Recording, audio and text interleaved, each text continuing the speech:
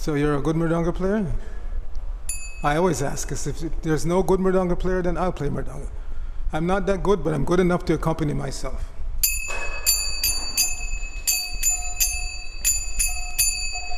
Jaya Radha Madhava Kunja Bihari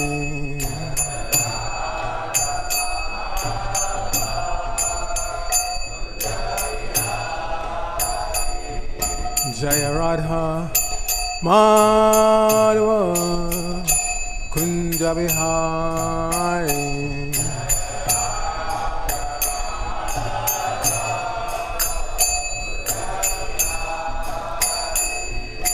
Gopi Janavalabha Girivardhari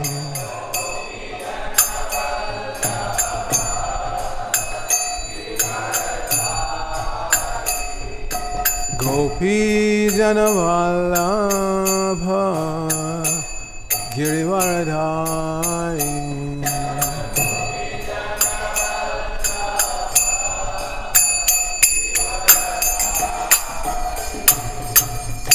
Yashoda Nandana Bhajajana Ranjana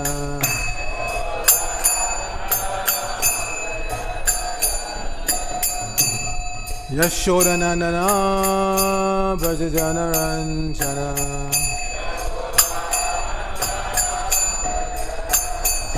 Jamuna Tira Vanachari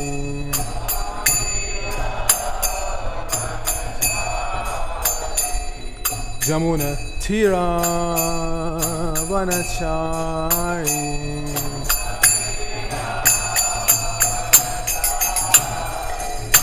Jaya Radha Madhava Kunja Bihari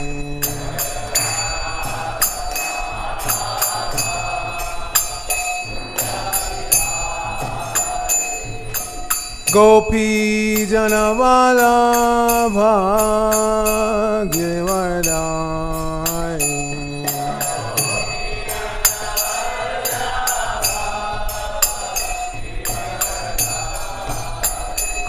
Gopi Janavalabha Girivardhari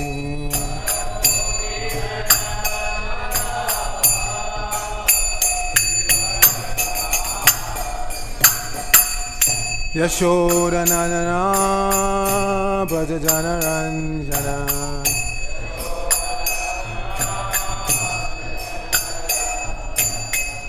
Yashoda Nandana Bhajajana Ranjana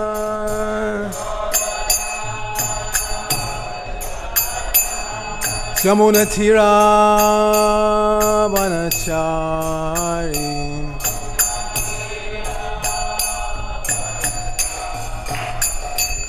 Jamuna Tira Vanachari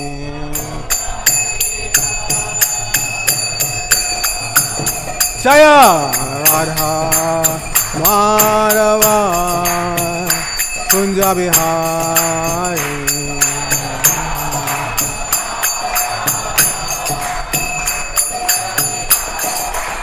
Gopi Janavalabha Girivardhari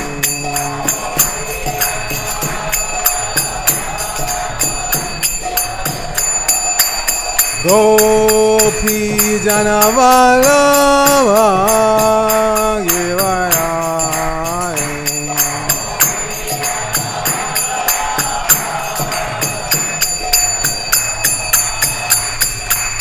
Yashoda Nandana Bhajajana Ranjana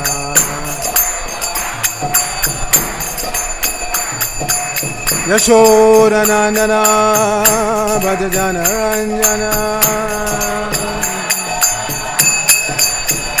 Jamuna Tira Vanachari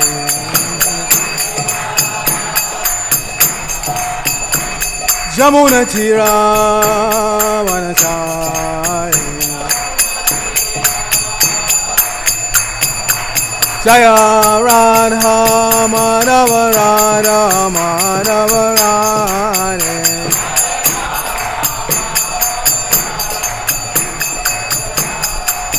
Jaya Jagannatha Jaya Baladeva Jaya Subhadra Jaya Sudarshana.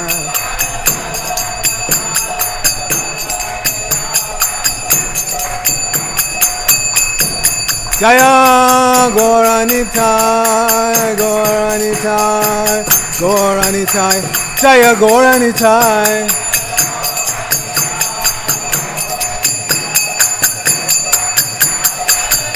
Jaya Jaya Prabhupada, Prabhupada, Prabhupada, Jaya Jaya Prabhupada.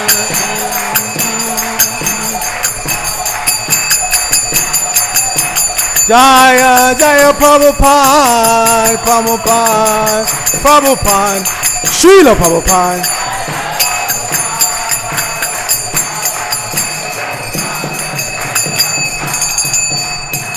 Gaur Premanandi Hari Hari Bol Jai Om Vishnu Pad Paramahansa Padarajak Acharya Asatara Sata Sri Śrīmad ISKCON BBT Founder Acharya Divine Grace A.C. Bhaktivedanta Swami Maharaja Prabhupada Ki Jai Nitya Lila Pravishna Om Vishnu Pad Divine Grace Srila Bhakti Siddhanta Saraswati Thakur Ki Jai Ananta Koti Vaishnavinda Ki Jai Nam Acharya Srila Haridas Thakur Ki Jai Prem Sakahosh Krishna Chaitanya Prabhu Nityananda Shri Advaita Gadadhara Shri Vasadi Gaur Bhaktivinoda Ki Jai Shri Shri Radha Krishna Gopa Gopanath Shyamakunda Radhakunda Giri Govardhan Ki Jai Shri Brajamuma Namadam Ki Jai Shri Namadip Mayapur Dham Ki Jai Shri Nachal Jagannath Puri Dham Ki Jai Gangamayi Ki Jai Jamunamayi Ki Jai Bhakti Devi Ki Jai Tulsi Maharani Ki Jai The most beautiful Lordship Shri Shri Radha Madhava Ki Jai Shri Shri Jagannath Baladev Subhadra Sudarshan Ki Jai Shri Shri Gaurnitai Ki Jai Samaveta Bhaktivinoda Ki Jai.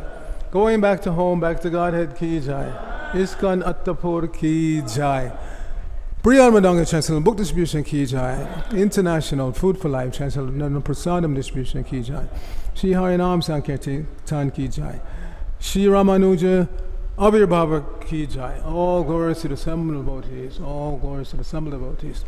All glories to the assembled devotees. All glories to Shri Shri Guru and Gauranga. Glory Srila Prabhupada.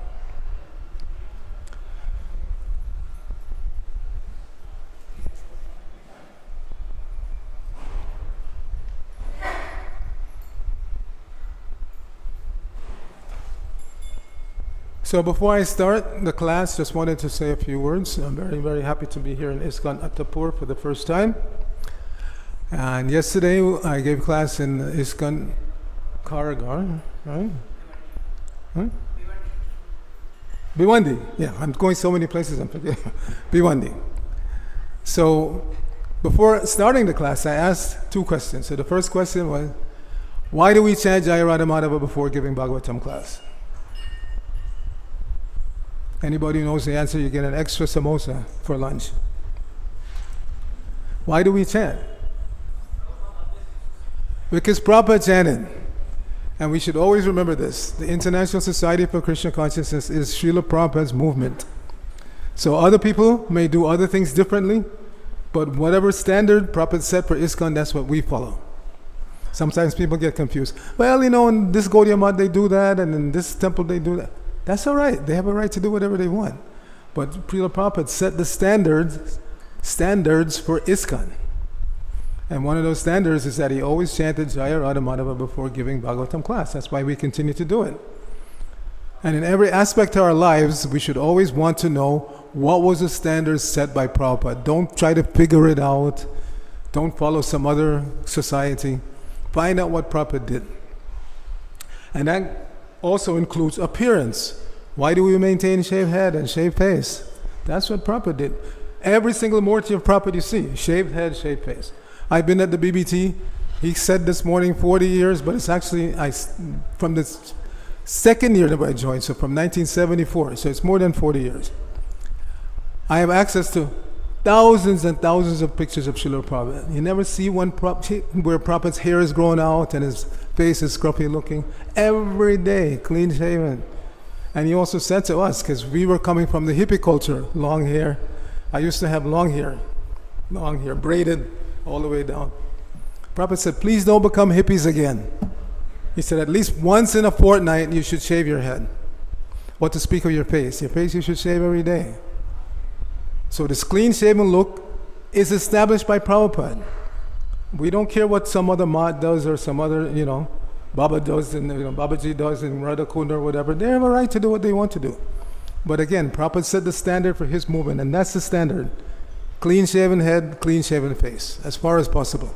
Of course, sometimes, circumstantially you may have to, but this is the standard that Prabhupada said. So don't follow these bearded guys, and this is not Prabhupada's standard. He doesn't want that. And he specifically pointed out to us. Once Prabhupada was saying that, he said, Lord Chaitanya has come to save you, but because of Prabhupada's accent, the devotees weren't sure what he said. So Prabhupada picked up on it. He said, yes, he's come to save you and to shave you.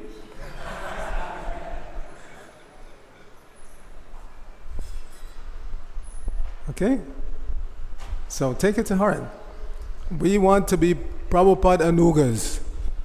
We don't want to manufacture any new way of doing things. We don't want to follow somebody else. We want to follow His Divine Grace. A.C. Bhaktivedanta Swami Maharaj Prabhupada Ki Jai. So, this Jaya Radha Madhava, Prabhupada set the standard for us to chant before giving class. Who is the author of Jaya Radha Madhava? Especially some of the younger devotees. Who wrote Jaya Radha Madhava? You're not so young. You look like you're at least 30-something. Maybe I'm wrong. Any of the boys know? These are the kind of things you should learn every day. You chant Jaya Radha Madhava every day, right? You should know who wrote it. Who wrote it? One of our acharyas. Okay, you can tell them. Bhaktivinoda Thakur. Yes. Jaya Radha Madhava. So Srila Prabhupada said that this song paints a picture of Vrindavan. Jaya, all victory to Radha and Madhava. And this is our meditation always. Coming in this line, Brahma Madhva Gaudiya Sampradaya, our meditation is all victory to Jaya, to Radha and Madhava. And we want to give them all pleasure by everything that we do. Our seva is meant for their pleasure. So Bhaktivinoda Thakur, as we were discussing last night, or maybe it was the class before, again, he knew his position in the spiritual world. He wrote one book called Shinamadi Dhammahatmya. And in that book, he revealed that he knows his position as a manjari. Means female form. But when he was in this world, he had a male form. He didn't act like a woman. He didn't wear sari to the temple. He was very, very staunch man. Got married, had some say 10, some say 11 children. Very, very bold enforcer of rules and regulations for Jagannath Puri temple. So very male. So whatever you may think, sometimes we prematurely start thinking that I must be a gopi in the spiritual world. After all, gopis are topmost. And if I go back to the spiritual world, I have to be on the topmost level. I can't be a cow or a tree or... must be a gopi. Don't think like that. Prabhupada said, just continue doing seva to please your spiritual master, and your original spiritual form will be revealed to you. You don't have to try to figure it out. Just satisfy your spiritual master. Okay? Narayanam namaskritya Naram chaiva narotamam Deving Saraswatim Vyasam Tato Jayamudhirayat. Before reciting the Śrīmad-Bhāgavatam, which is our very means of conquest, let us offer respectful obeisances unto the personality of God and Lord Narayan, unto Narayan Rishi, the supremmost human being, unto Mother Saraswati, the goddess of learning, unto Srila Vyasadeva, the author, and unto Srila Prabhupada, who is the translator, commentator, and our spiritual master. Nashta pareshu abhadreshu Nityam Bhagavata Sevaya Bhagavati Uttama Shloke Bhaktir Bhavati Naishtaki. By regularly attending the Śrīmad-Bhāgavatam class and by rendering service unto the pure devotee, all that is troublesome to the heart is almost completely destroyed, and loving devotional service unto the personality of Godhead, whose worship with transcendental songs becomes established as an irrevocable fact. Om Namo Bhagavate Vyasadevaya. Om Namo Bhagavate Vyasadevaya. Om Namo Bhagavate Vyasadevaya.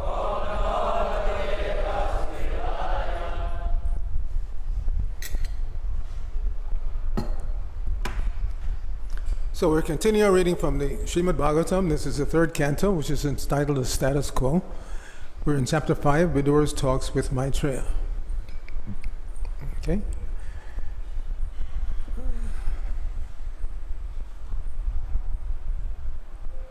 Karoti karma nikritavataro. That's not the verse. Is it 5? 3? What's it? Chapter 14. Oh, 3, 5, 14? Yes? Okay, I have the wrong verse. Let's go back.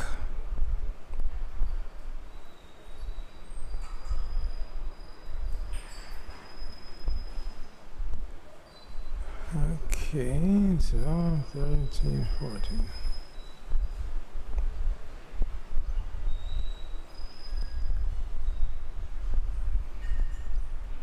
Okay, still Vidura speaking. Tan shocha shochana vidonu shoche. Hare katayang vimokana gena. Kshynoti devo nimishastu yesha. Ayorvritavadagati spratina. Tan shocha shocha navidonu shoche. Hare katayang vimukhan aghena. Kshynoti devo nimishastu yesha. Ayorvritavadagati smritina. Tan shocha shocha navidonu shoche. Hare katayang vimukhan agena. Kshynoti devo nimishastu yesham. Ayorvritavadagati smritina. Please chant.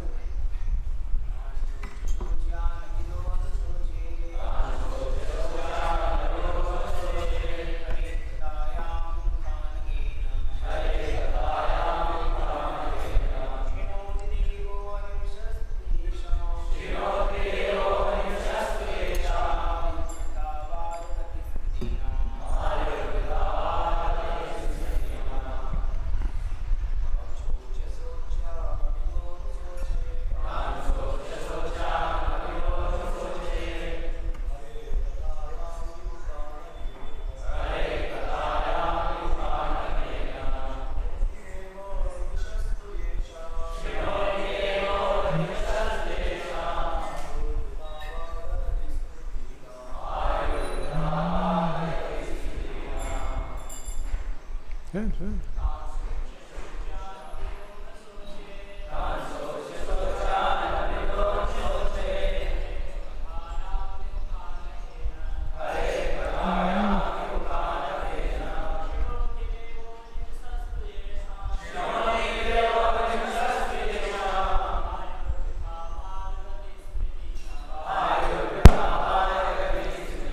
Some of the boys, yes?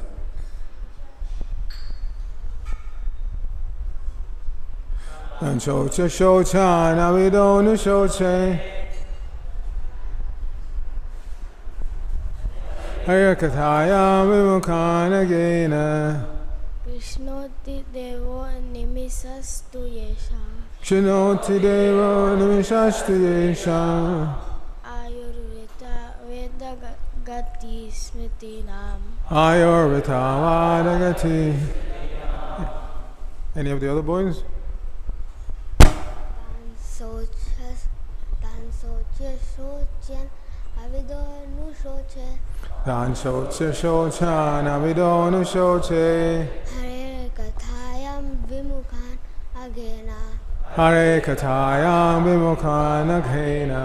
Krishnoti devo nimishastu yesham. Shinoti devo nimishastu yesham. Ayurvratavada gata smriti nam. Ayorvitavadagati smritinam. You want to chant also? Yes, go for it.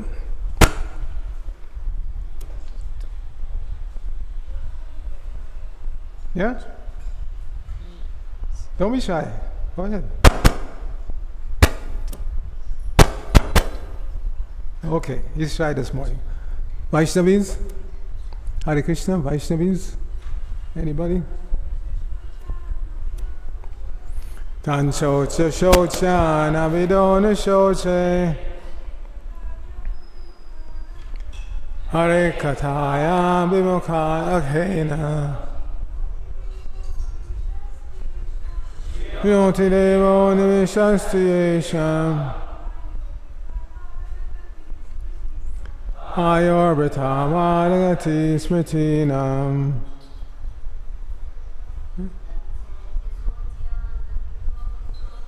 Dan shoche shocha navidona shoche.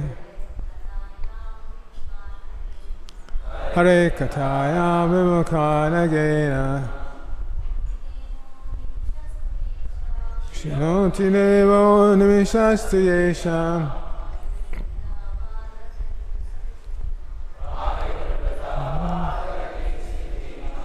Anyone else who hasn't chanted would like to chant? Now is your chance. Tan shoche shocha navidonu shoche. Hare kataya vimukha aghena. Shinoti devo nimishastu yesham. Ayorvitavadagati. Okay, synonyms. Tan, all those. Shocha, pitiable. Shochan, of the pitiable. Avidaha, ignorant. Anushoche, I pity. Harehe, of the Lord. Kathayam, to the topics of. Vimukhan, averse. Aghena, because of sinful activities. Kshinoti, decaying. Devaha, of the Lord. Animishaha, eternal time. To, but. Yesham, of whom. Ayuhu, duration of life. Vrita, uselessly. Vada, philosophical speculations. Gati, ultimate goal.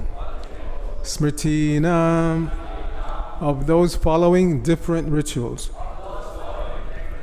Srila Prabhupada's translation for this verse. O sage, persons who because of their sinful activities are averse to the topics of transcendence and thus ignorant of the purpose of the Mahabharata, Bhagavad Gita, are pitied by the pitiable. I also pity them because I see how their duration of life is spoiled by eternal time while they involve themselves in presentations of philosophical speculation, theoretical ultimate goals of life, and different modes of ritual. Please repeat. O sage, persons who because of their sinful activities are averse to the topics of transcendence and thus ignorant of the purpose of the Mahabharata, Bhagavad Gita, are pitied by the pitiable. I also pity them because I see how their duration of life is spoiled by eternal time while they involve themselves in presentations of philosophical speculation, theoretical ultimate goals of life, and different modes of ritual. So Prabhupada's purport. According to the modes of material nature, there are three kinds of relationships between human beings and the Supreme Personality of Godhead. Those who are in the modes of ignorance and passion are averse to the existence of God, or else they formally accept the existence of God in the capacity of an order supplier. Above them are those who are in the mode of goodness. This second class of men believe the Supreme Brahman to be impersonal. They accept the cult of bhakti, in which hearing of Krishna Katha is the first item, as a means and not the end. Above them are those who are pure devotees. They are situated in the transcendental stage above the mode of material goodness.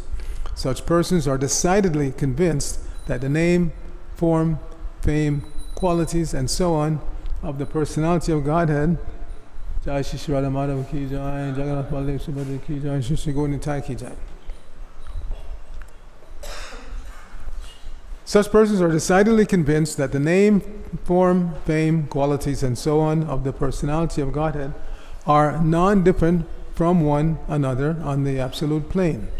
For them, hearing of the topics of Krishna is equal to meeting with him face to face.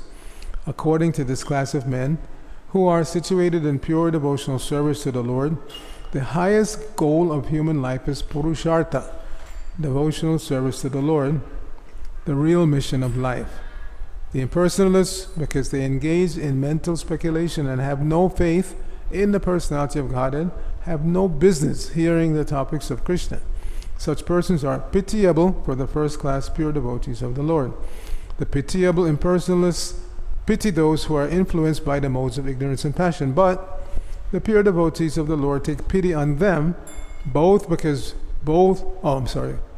pure devotees of the Lord take pity on them both, because both waste their most valuable time in the human form of life in false pursuits, namely sense enjoyment and mental speculative presentations of different theories and goals of life.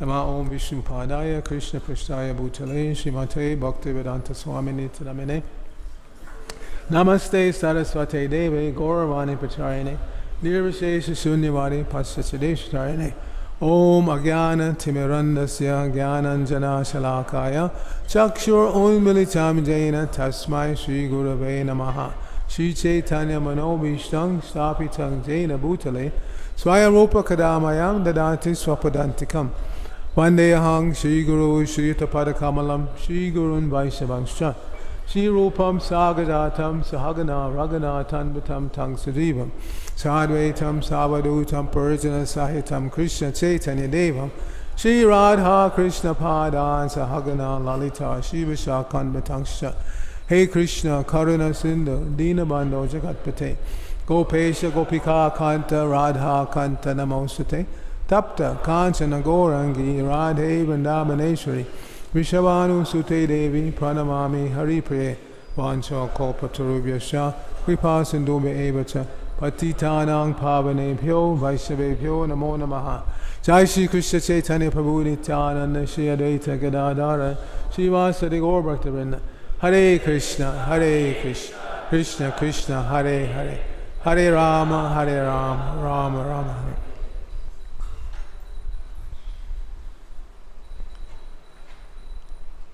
So, as Prabhupada said, Lord Chaitanya came to save us and to save us. And how is he saving us? By convincing us, inducing us to chant this Hare Krishna Mahamantra.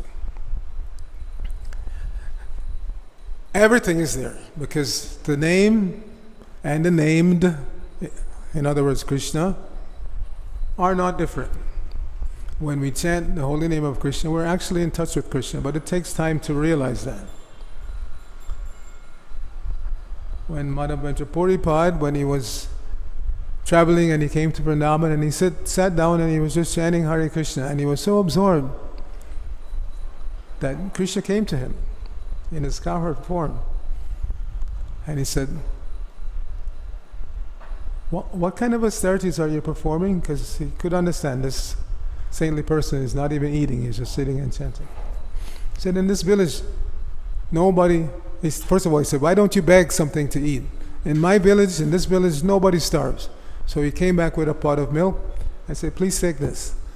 And then later on he realized, this is Krishna. So one can become so absorbed in chanting Hare Krishna that Krishna himself comes in front of you and you don't realize. Not out of ignorance, or not because of envy, like the demons, like Kamsa. The demons, they want to kill Krishna because they're envious of Krishna. So when Krishna comes before them, they don't see him as the Supreme Personality of Godhead. They see him as maybe some kind of a great personality later on in his life. At that stage, when before he killed Kamsa, Kamsa didn't know. He was just afraid because he had heard that which numbered child of Devaki? How many children did Devaki have? How many? Come on, you all should know. Krishna book, 10th canto. 8 children. And out of the 8, which one was predicted to be the one that would kill Kamsa? Which one? 5th, 6th, 7th, 8th? Yeah, you have to read Krishna book every night. Brahmacharis especially. Nowadays, brahmacharis, I see they have sumptuous evening prasadam. But when I was a brahmachari in the 70s, evening prasadam for the brahmacharis meant you got 1 cookie or a banana and a cup of hot milk. And while you were eating that cookie, banana and milk, somebody was reading Krishna book. So every night you fell asleep remembering Krishna book. So yes, if you have capacity to digest, you can eat a little more than 1 cookie, but you have to hear Krishna book every night. It's important. And therefore, we quite often we bless each other, or we request Krishna to bless you by saying, have Krishna dreams. Because practically anything other than a Krishna dream is a nightmare.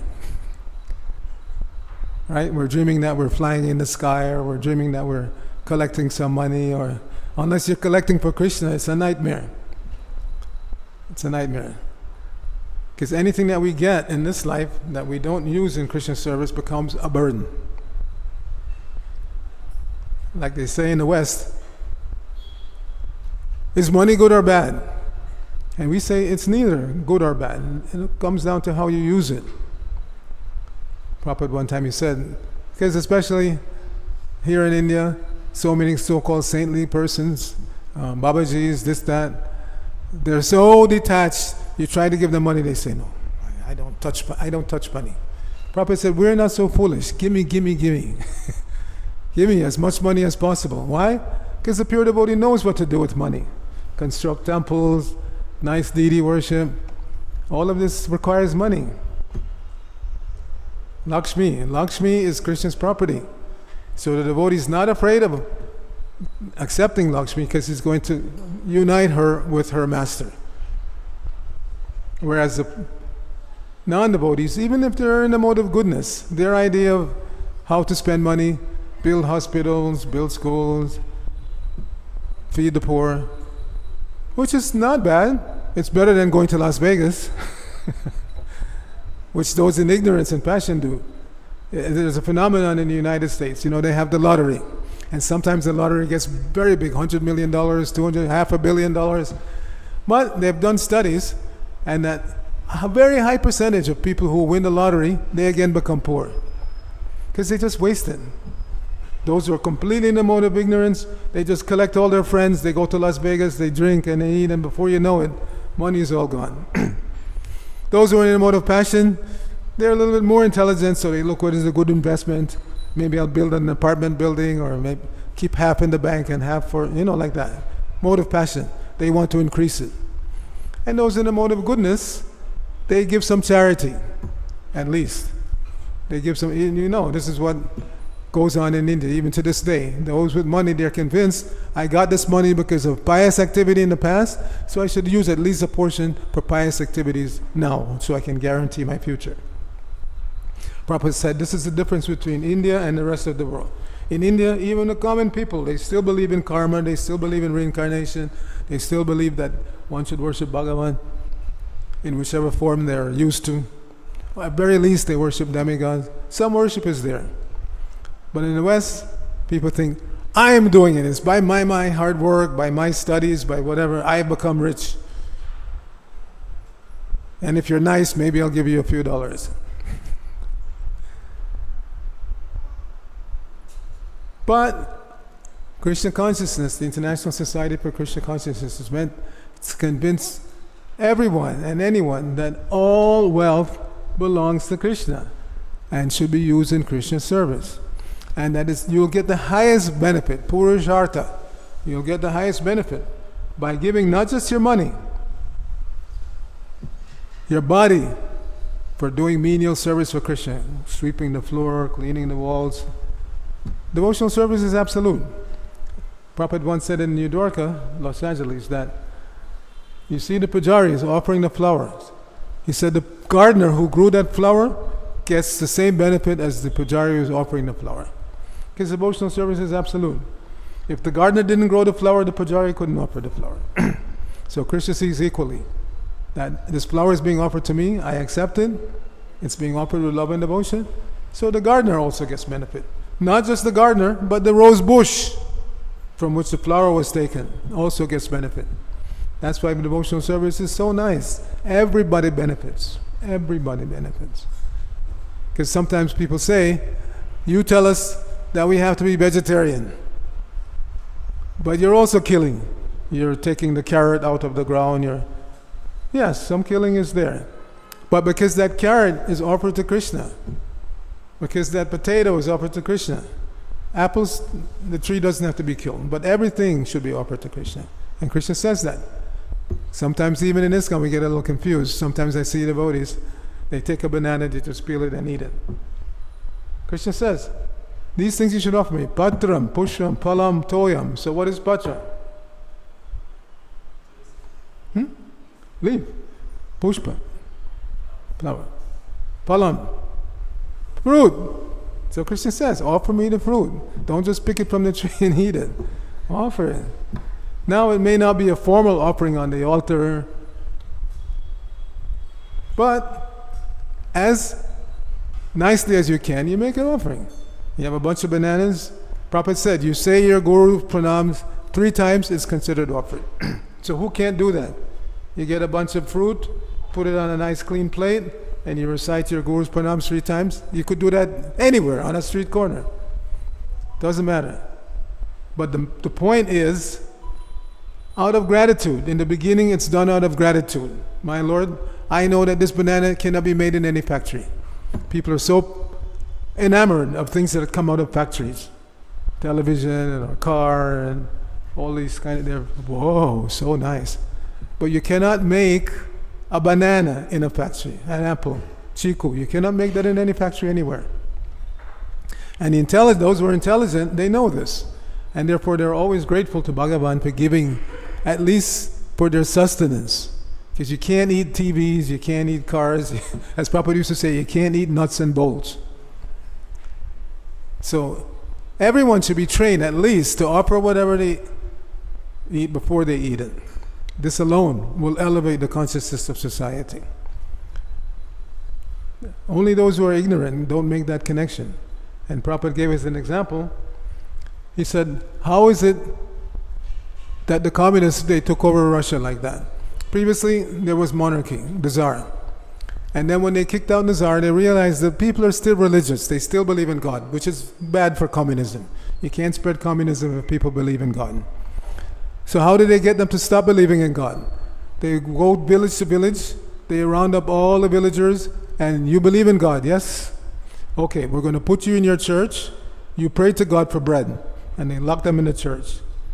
6 hours, 7 hours, 8 hours. Then they open the door and said, because they're hungry now. They're hungry after 6, 7, 8 hours of being locked in the church. Did you pray to your God for bread? Yes, communist comrade. We prayed. Did you get any bread? Where is the bread? No, communist comrade. We were hungry. We didn't see any bread. And then they whistle and all these big trucks come and they open the truck and say, take as much bread as you want. So they take bread. So who's better, your God or the Communist Party? Oh, Communist Party is better. So Prabhupada said, this is classic ignorance. So the Brahmana would ask immediately, where did you get the bread from? Where did you get the bread from? What are the ingredients of bread? The flower comes from the grain. The grain comes from the seed, and that seed requires water and sunlight. You can't make any of that in a factory. So we should always remain intelligent. Question. Don't just follow blindly. Question. Somebody's trying to impress you with something, like it's mentioned here, different theories. They try to impress you with so many different so-called scientific theories, right? The biggest brains supposedly on the planet, these big scientists, they still foolishly think that life came from matter. They think that life came from matter. And they say, you believe in God. Where did God come from? So we say, you believe in a singularity. Where did the singularity come from? And the big question again that you should always pose to these so-called scientifically trained people is, how does consciousness arise from dead matter? Matter is not alive. They claim that life is a combination of hydrogen, oxygen, all these elements, but those elements are not alive, they're not conscious. If you bring a canister of gas in the room and you insult them, you're just the worst gas I've ever met, you're ugly, no reaction because it's not conscious. You put a bunch of carbon together and same thing, you just useless bunch of carbon, no reaction because it's not conscious. So how do you take unconscious, insentient matter, combine it together, and then you get consciousness? They cannot explain.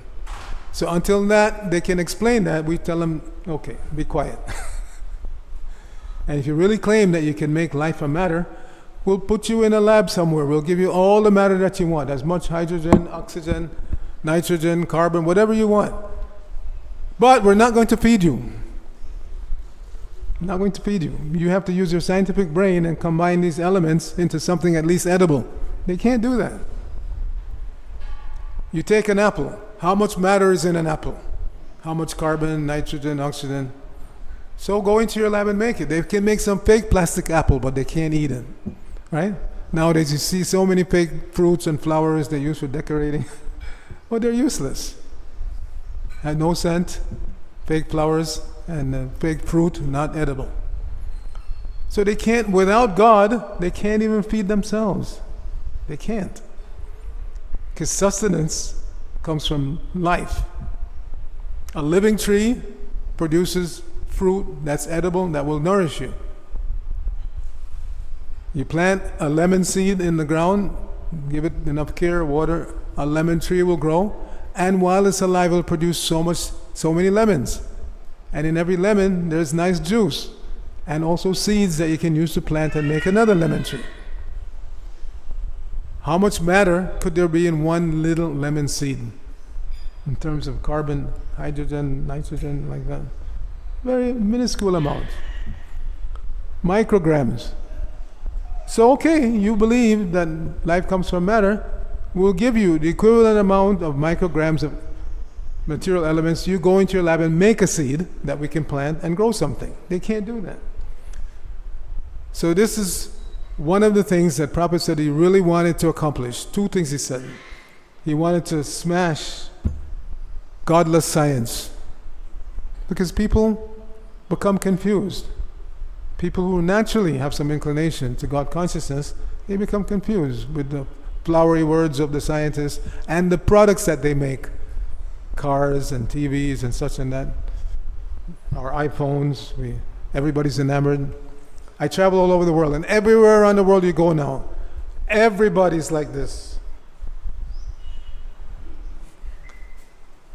Practically no more direct personal contact. They don't even make eye contact. You get on any public transport, anywhere in the world. I've been in China, Russia, I've been in practically every European country, Eastern and Western, and everybody's like that. All day long. They feel total separation if you were to take their phone away. Right? You come to some establishment and they say you have to leave your phone at the front desk. It's like, what? We've become so attached. So Prabhupada said, we're not enemies of technology. Yes, we use a phone. But we use, you see what I have on my home screen? Sukadeva Bhagavan ki jai. And inside the phone, we can carry all of Prabhupada's books, all of Prabhupada's lectures, so many thousands of pictures of deities, recordings, movies of kirtan and festivals, and that's what we use the phone for. That's what you should use the phone for. Don't fall into the trap of just surfing the internet. That's not what it's for. You can carry so much Krishna conscious information on this phone. So anything in the material world, if you use it properly, you will get beneficial result. If you use it improperly, then you get the opposite, negative result. So today's topic is that those who are in the modes of nature, even up to and including the mode of goodness, because they don't know what is the ultimate goal, they speculate. They speculate. But that's, in our line, we are practicing the avaroha panta. The path of speculation is called the aroha panta, the path of figuring it out and adding more and more and more knowledge. But it doesn't work. It doesn't work because they change their theories regularly. Prabhupada formed the Bhaktivedanta Institute, comprised of his scientifically trained disciples, to smash this atheistic science. So one of the leaders was Sadaputta Das. He's departed quite some time ago. But he used to make fun of them. He said, the scientists say, we used to think, but now we know. But he said, no, it's just the opposite. They used to know, and now they think. Isn't it? Because whatever theory they present it like it's fact. And they're such cheaters, when you go to school, they don't want you to think. They just want you to hear whatever they put in your ears and regurgitate it on the test. If you can listen carefully and give them back exactly what they told you, you get an A and you pass. They don't want you to think. Is this really a fact or not? They don't want you to think. So our society is simple living, high thinking. Their society is complicated living, no thinking.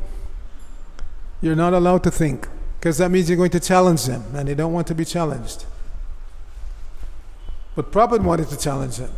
He challenged them regularly, and not just the scientists, the big leaders of other theological societies, religious societies. Prabhupada challenged them regularly.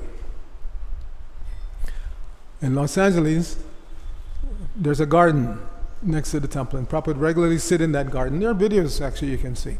He would sit in that garden, and the devotees would bring all these important people, and Prabhupada would have conversation. Now, as brahmacharis, we weren't allowed to enter the garden. Well, on the second floor, well, we say second floor, you would say the first floor of the ashram building, we would all be crowded in the windows trying to hear what Prabhupada was saying. And some of the big leaders, they would look and see us, and they would be like trying to, and Prabhupada would say no. They would try to tell us, get away, get away. Because it might look kind of odd, to a visitor, all these people hanging out the window trying to hear. So Prabhupada would regularly challenge them. Again, even religious leaders. Prabhupada would ask them, who is God? They couldn't answer. Because they don't have a clear concept of God. The Supreme Being, yes, that they understand. That's the definition, dictionary definition. God is the Supreme Being. So that's better than being an atheist. But they didn't have any clear concept that they could share. Prabhupada would ask regularly, people from the Catholic Church, from whatever church they came from, you believe in God. Who is God? Couldn't give a clear answer. So Prabhupada said, if you don't know who is God, and we know who is God, we know his name, his address, his friends' names, everything, and we know everything that he does, why don't you accept? You say you don't know, you can't give a clear concept. We know, why don't you accept what we're giving? We say Krishna is that supreme person, is that supreme being that you say you're worshipping. That's Krishna. Krishna means the all-attractive supreme personality of Godhead, full in 6 opulences. We should know that. Even the boys should know that. A very nice verse by Parashara Muni. defining the 6 opulences of God. You know that? Any of the boys can recite that? Who is the teacher? They should be taught all these verses. Aishvaryasya, Samagrasya, Viryasya, Yashasakriya. Jnana, Vairagya, Yoshaiva, Shanam Bhaga Itingana. God is full of unlimited qualities and potencies, but these 6 are given prominence. Aishvarya means riches, opulence. So, some people appear to be rich for some time, crorepati, whatever, but they can't say they have all the money all the time. And as the end of life approaches, they become fearful because they know their money can't save them. Prabhupada made fun. There was one, he said he knew of one rich person. We went to the doctor, and the doctor says, you have 6 months to live. And he was saying to the doctor, but my plans are not complete. Can't you give me at least another 3-4 years? Prabhupada said, foolish fellow, he doesn't understand. When it's your time to go, you have to go. You cannot buy extension for any amount of money. So, Aishvaryasya, Samagrasya, Virya. Virya means, what does Virya mean? Strength. And what is the classic example we use of Krishna's strength? Actually, not the right hand, left hand. He was holding up Govardhan Hill with the pinky finger of the left hand. For how long? 7 days. Yes. So Krishna showed his strength. Devotees are not accepting Krishna as God just blindly. We're doing it because he exhibited the potency of God. Aishvaryasya, Samagrasya, Viryasya, Yasha, Yashasha. Yasha, what is Yasha? Fame. Krishna's fame is unlimited. Even if they don't accept Krishna, most people accept God or some wonderful phenomenon. That's all Krishna. So Krishna. But Krishna's fame increases in connection with his devotees. That's why his mother's name Yashoda. Yashoda. She's giving more fame to Krishna by her interaction with Krishna. Aishvaryasya, Samagrasya, Viryasya, Yashasya, Shriya. Shriya. Everybody should. What is Shriya? Beauty. Jai Radha Madhav. What more beautiful phenomenon can you find anywhere? Krishna's beauty is such that if you were to actually see Krishna, not just thinking that you're seeing Krishna, but actually see Krishna, he's there. But we're not actually seeing because our eyes are still covered with modes of nature. But when we actually see Krishna, you can become stunned by Krishna's beauty. You can't bear to not see Krishna even for a moment. There's a nice verse, 10th canto, because we know the gopis always want to see Krishna. Always want to see Krishna. So they say, Atati yad bhavan anikananam chuti yugayate tvam apashitam kutila kutilam shrimukam te jada udikshitam pakshmakridrasham. So what does that verse say? Atati yad bhavan anikananam. Every day when you go to the forest, we know Krishna would go to the forest with Balaram, the cowherd boys, and the cows that we go on. Truti yugayatam tvam apashit. Truti yugayate. A truti, a fraction of a second, becomes like a yuga. Tvam apashitam, when we don't see you. Pasha means to see, apasha means not to see. So when we don't see you, a fraction of a second feels like a yuga. Then, at the end of the day, how do they know that Krishna and Balaram and the cowherd boys are coming back? Because they see the dust cloud raising and they know they're coming. So, kutila kutilam, shrimukamte. Then at the end of the day, when you're coming back and we can see your face and we can see the locks of curling hair around your face, what happens? Jada udikshitam, paksmakridisham. This foolish Jada, this Jada creator, they're insulting Lord Brahma, giving us eyelids, and again we don't see you for a fraction of a second. Every time we blink, for a fraction of a second. So that's how attractive Krishna is. Those who are actually seeing Krishna, they don't want to stop seeing even for a fraction of a second. So Aishvaryasya, Samagrasya, Viryasya, Yashasakshya. Jnana. Knowledge, right? Knowledge. Prabhupada said, Krishna, his knowledge is so vast that within half an hour 45 minutes maximum, Prabhupada said. He spoke Bhagavad Gita to Arjuna. And thousands of years later, big philosophers, they can't understand this Bhagavad Gita. And that's just one small volume of Krishna's knowledge. Krishna knows everything, not just the knowledge that he gave in Bhagavad Gita. Where does Krishna say that in Bhagavad Gita? Where does he say that he knows everything?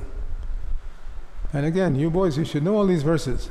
Yesterday, I visited one family that used to be in Los Angeles for a few years. I know them well. So they invited us on the way back from Rwanda to stop at their house in Tane. They have a 3-year-old daughter. 3-year-old daughter. Now the mother is initiated, disciple of Gopal Krishna Maharaj, I think, yeah? Or Radhanath Swami. The husband is Gopal Krishna Maharaj. I'm not sure the wife. No, they're both Gopal Krishna Maharaj. And her parents also, and her sister. They're all Gopal Krishna Maharaj. So when she was a girl, her father told her that if she learned all 700 slokas of Bhagavad Gita, he would give her a trip to Europe. So she did. She learned all 700 slokas. And when Gopal Krishna Maharaj found that out, he said, now you have a daughter, you have to teach her all 700 slokas. So she's only 3 right now, and she knows quite a few slokas. I tested her. Dehi knows Pinyata Dehi. She knows. Dharma Kshetra Kurukshetra. So many verses she knows. So you boys, you have to know these verses. They must. It's up to the parents, the teachers, to make sure they learn Bhagavad Gita. Because even from a material perspective, they did some study once here in India that children who learn Bhagavad Gita, they're better academically. So whichever you want to look at it, spiritually or materially, they should learn Gita. In 1995, I was in Moscow, Russia, and they had a Gurukul there, from kindergarten up to like first year of high school. So while I was there, one of the teachers said, would you like to hear the young children recite one chapter of Bhagavad Gita? Yeah, sure. So we're talking like 6-year-olds. They brought them together in a classroom, and they recited from memory the first chapter of Bhagavad Gita, which is not so easy to memorize, because it's mostly names of warriors and this and that, not so much philosophy. From second chapter on, it's easier. First chapter, not so easy. But these 6-year-olds, they recited first chapter of Bhagavad Gita from memory. So you boys should know. Jnana, you should know. Study Bhagavad Gita. At least one sloka every day you should read. And at your age, your mind is like a sponge. You hear something a couple of times, practically at your age, you're shutidar. You'll remember. Especially if you keep refreshing. Just keep reading once in a while, you go back and read. You'll remember, like anything. So jnana, vairagya. What is vairagya? Renunciation. So although Krishna is the most beautiful, the wealthiest, the strongest, the most famous, he's not puffed up. He can walk away at a moment's notice, like he did with the gopis during the rasa dance. Because he detected just a little tinge of pride, disappeared. And later on, when the Rajasuya sacrifice was performed, and Krishna was elected to be the most prominent, to be the person worthy of worship, and who was it that objected? Shishupal, yes. So Bhishmadev said, because one of the objections they have to Krishna, oh, Krishna dances with other men's wives and like that. So Bhishmadev said, no. He said, I am celebrated as being topmost brahmachari because of my Dhrida Vrata. I made a vow not to get married. I am celebrated as topmost brahmachari. But if I was in the company of beautiful girls like Krishna was, my brahmacharya would have been lost.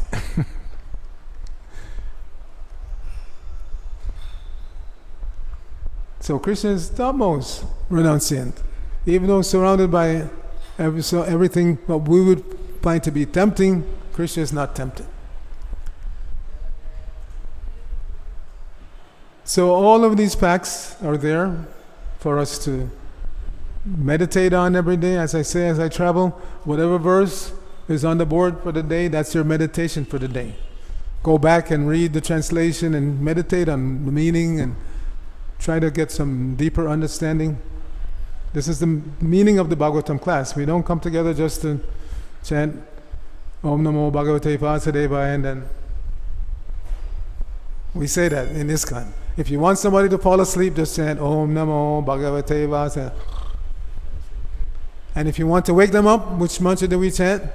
Sharira Vidyajal Jadendriya Taikal. Everybody wakes up. Everybody likes to take prasadam.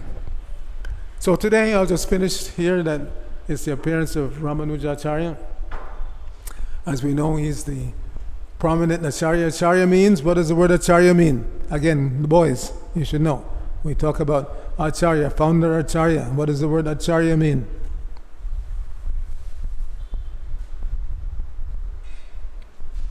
Okay?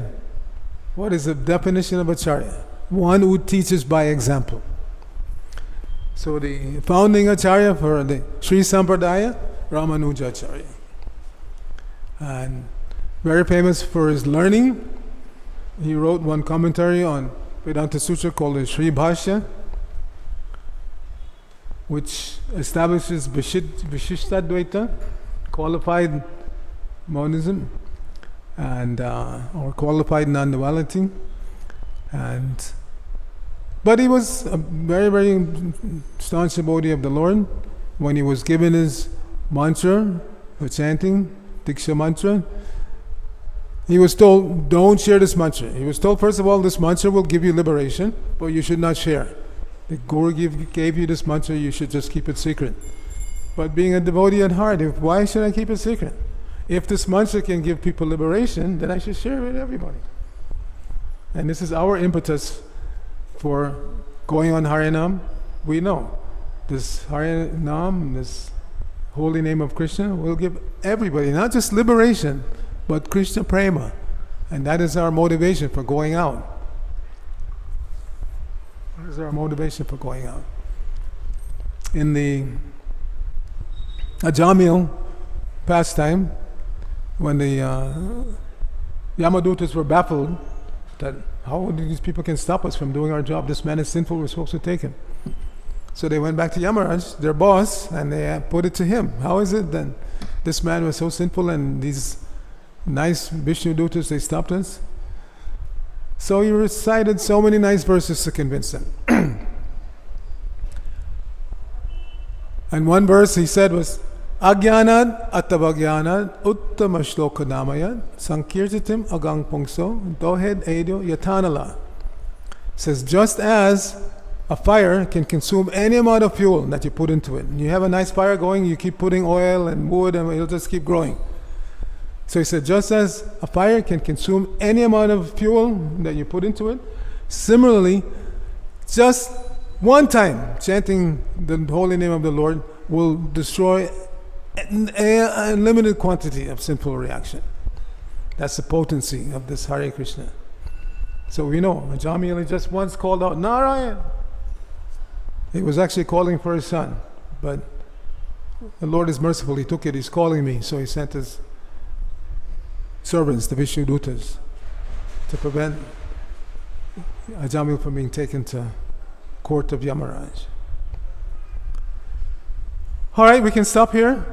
Are there any questions?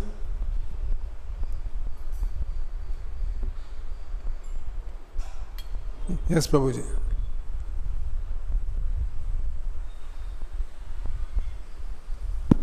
Prabhuji, could you share with us how you came to Krishna consciousness? I think you all know this story by now. I've been telling it practically every day as I travel. You haven't heard? For devotees here.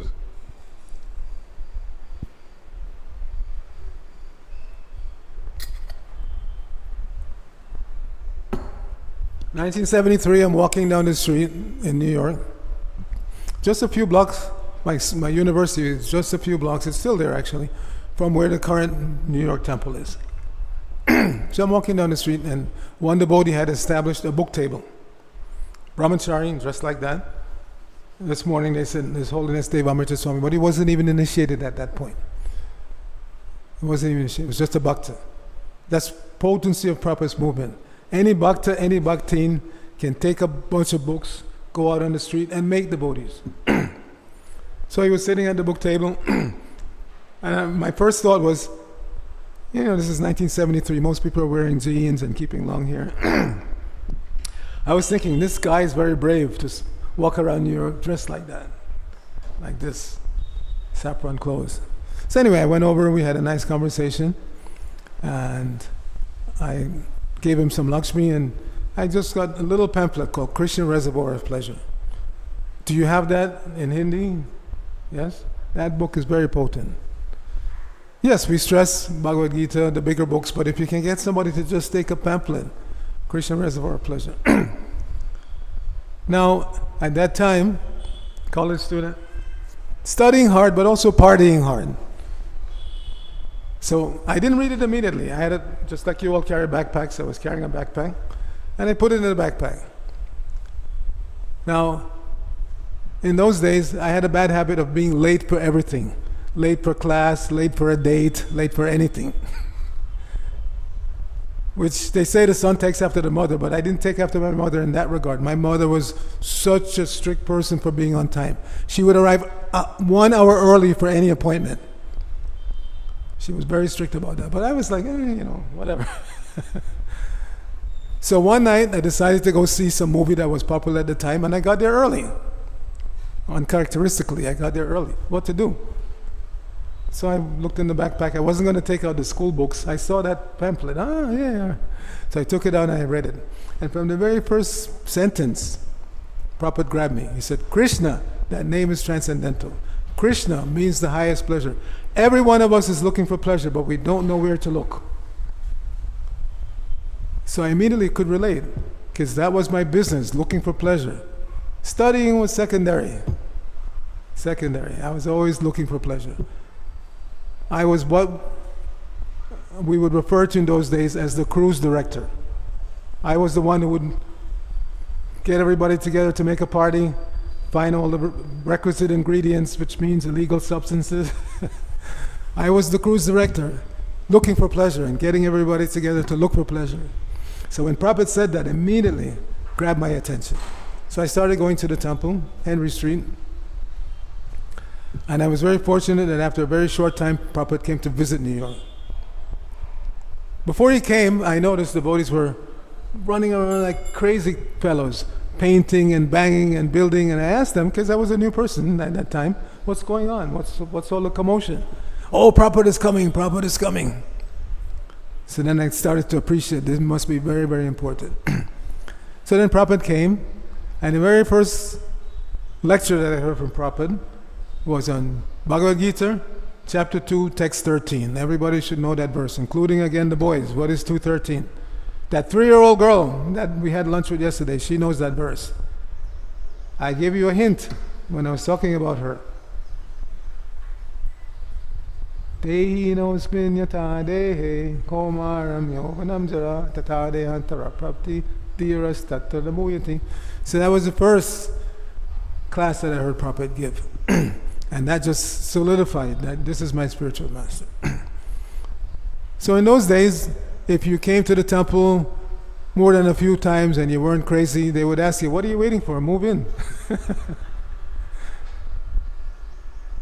So they asked me, they said, you know the philosophy, you're chanting Hare Krishna, why not move in? So I said, yeah, why not move in? So I moved into the Brahmacharya ashram,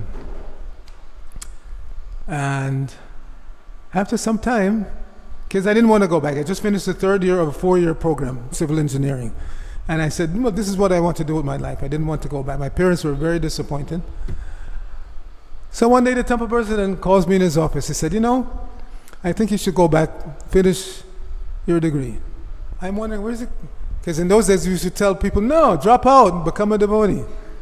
And now he's telling me go back to school. So I'm wondering, why is he doing that? So we had some discussion, and he convinced me. He said, Prabhupada is going to be opening so many temples, you're going to be a civil engineer, you can use your... All right, so I finally agreed and I went back. Now, just picture it. After being the cruise director, the one who's making all the arrangements for having fun parties and stuff, I show up at school dressed like this, with tilak and shave head. So my classmates, they were like, what happened to you?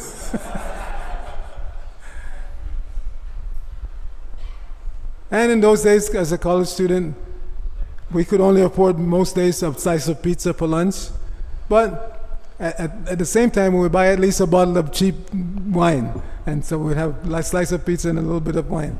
Now I wouldn't even touch any like that. I wouldn't even touch the pizza because it's not offered. So they were shocked. Such a transformation. Anyway, much later on, after finishing school, years later actually, I found out why he had told me to go back to school. One day when I was not at the temple, because in those days, every day we would go out on Harinam. Not just once a week or like that. Every day, go out on Harinam. One day when I was not at the temple, I'm a middle child. I have an older sister, 3.5 years older, a younger sister. So my older sister came to the temple with some of her male friends. So I joined at 21, so she was already 23 going on 24. Finished school and her friends had already, but they were football players, ex-football players. So these big guys. Big afro. Came to the temple. Now I know those boys, they're pussycats, they would never harm anybody. But externally they look tough. So the temple president became afraid. He thought, these guys are probably Black Panthers, they're going to attack the temple. All your parents want is for you to go back to school. So he didn't tell me that when we had the conversation. He just said, no, Prabhupada will be able to use your expertise. But that was the real reason. So anyway, the rest is history. You can read about Jayadvaita Das Brahmachari. He was not yet sannyasi. He got me involved in ISKCON Press. It was not yet BBT. Because I learned how to program computers. We computerized the book production. They shut down ISKCON Press and sent us to Los Angeles from New York. And we became BBT. And then shortly after that, this was like spring 75, shortly after that Prabhupada came and said that you're too far behind, I'm translating, you have to catch up. You have to make 17 volumes in 2 months. And Rameshwar Prabhu, who was the BBT in charge at that time, he made the classic mistake of saying, impossible. And Prabhupada's response was, impossible is a word in a fool's dictionary. Anyway, like I said, the rest is history. Actually, there's a video that Yadubar and his wife Vishaka is now the temple president in the manor. So they made a movie called Brilliant as the Sun. Have you ever seen that? If you've never seen it, you can find it on YouTube. So that movie shows from the beginning, Prabhupada is translating, dictating, it's recorded, and then the tape is given to somebody who puts it on a different reel-to-reel, big tape like that. They put on the headset, they listen to Prabhupada, and then they type out what they think they hear. And why I say think they hear, because sometimes they made mistakes. Because of Prabhupada's accent, they couldn't hear clearly. They would type something that was not what Prabhupada said. And therefore, the transcription had to be edited. Somebody had to go through carefully. One classic mistake, one time on a morning walk, the devotees were getting too close to Prabhupada. Prabhupada wanted them close, but not too close. Because one time, one of my discovery, he got so close, he stepped on Prabhupada's heel. He was so eager to hear. So Prabhupada said, don't come near. Now those who understand Prabhupada's speech, they can hear clearly. Prabhupada said, don't come near. But the person who was transcribing couldn't understand clearly and typed, don't come here.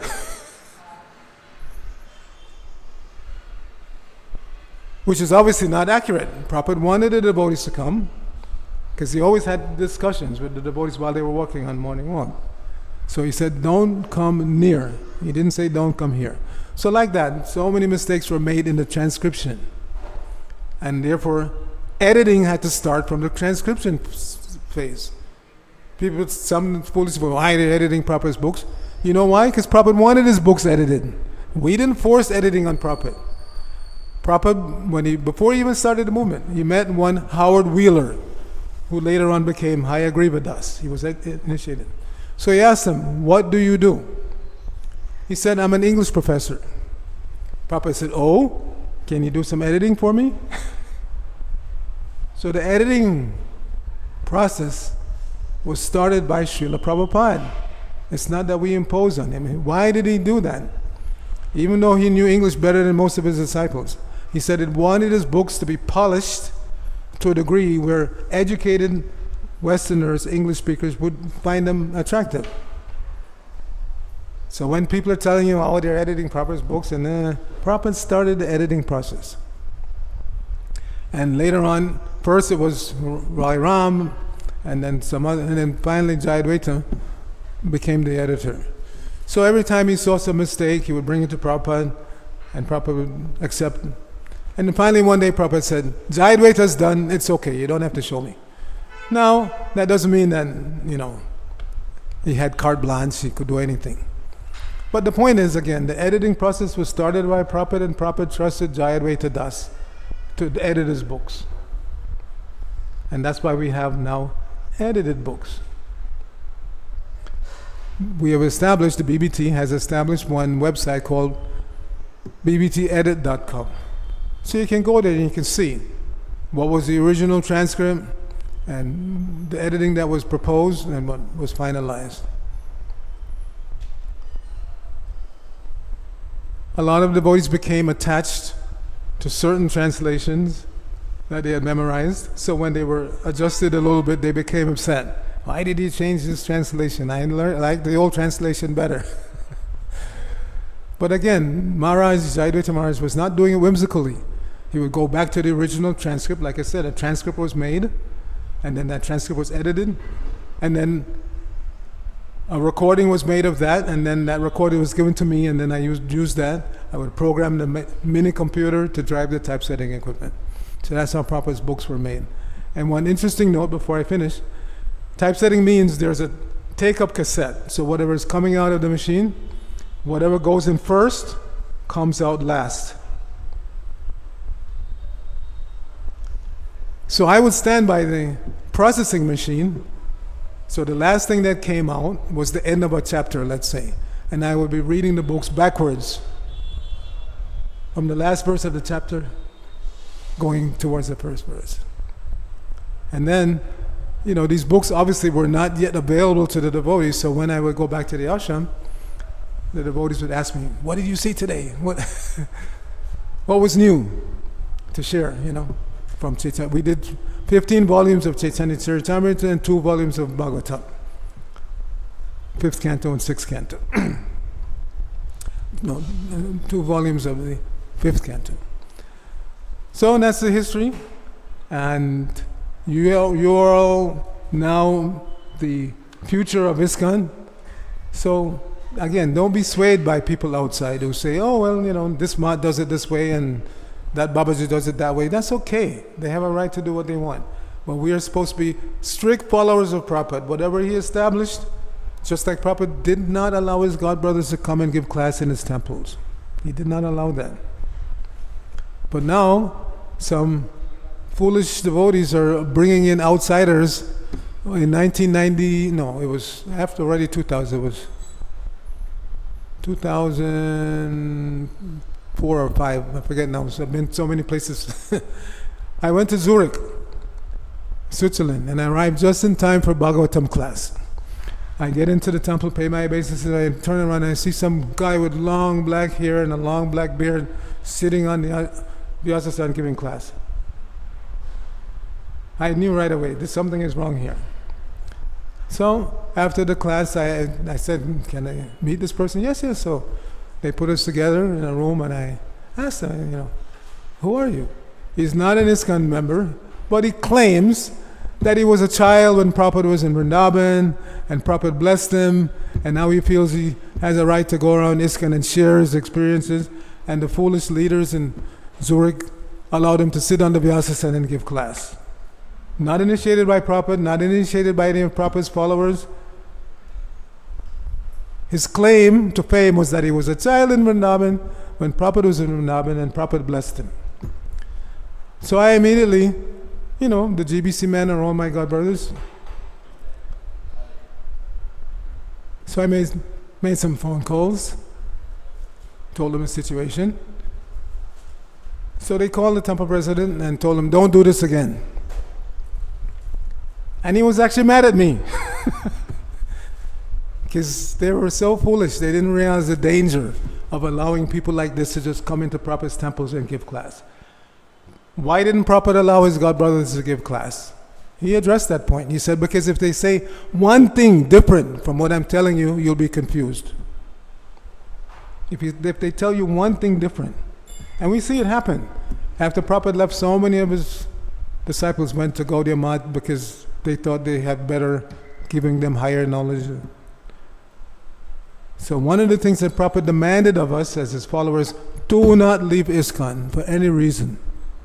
If there's problems, you work it out within our society. Is there any guarantee that if you go to some other society, there won't be any problems?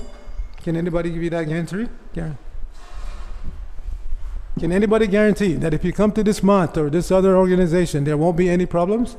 No, you're in the material world. You're still dealing with conditioned souls. There are not just possibility of problems, there will be problems. So Prabhupada said, no matter what problems arise, you stay in ISKCON and work it out. Don't go away. Because Prabhupada was so brilliant, he set up his GBC, governing body.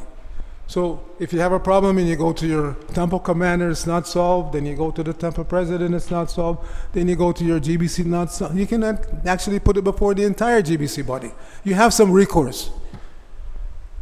In these splinter groups, many groups, they split up from ISKCON, they form. There's usually one person in charge. You do what he says or you leave. You have no recourse. You have no recourse. One person, no GBC, one person in charge.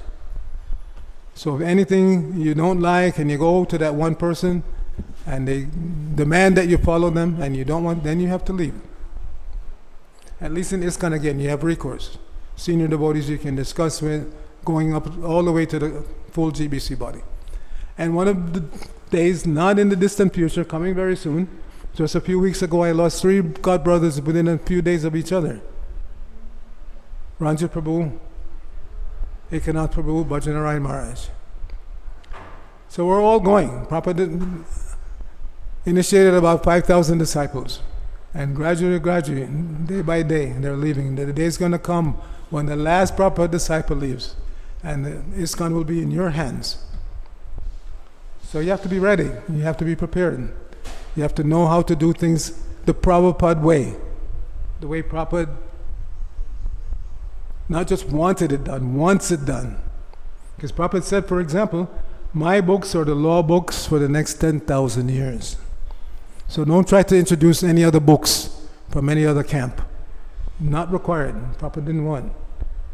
Prabhupada said for preaching, Bhagavad Gita, Śrīmad-Bhāgavatam, Nectar of Devotion, and teachings of Lord Chaitanya, or now you have the full Chaitanya Charitamrita.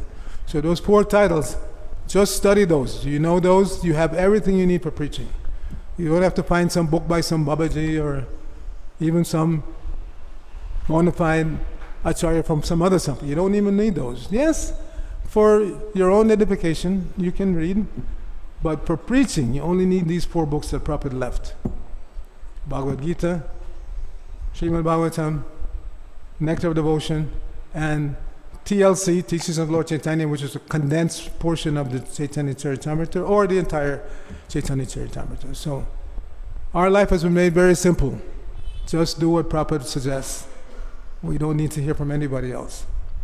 Grantaraj Śrīmad-Bhāgavatam ki jai, Srila Prabhupada ki jai, or Bhaktivinoda ki jai. Is this the case?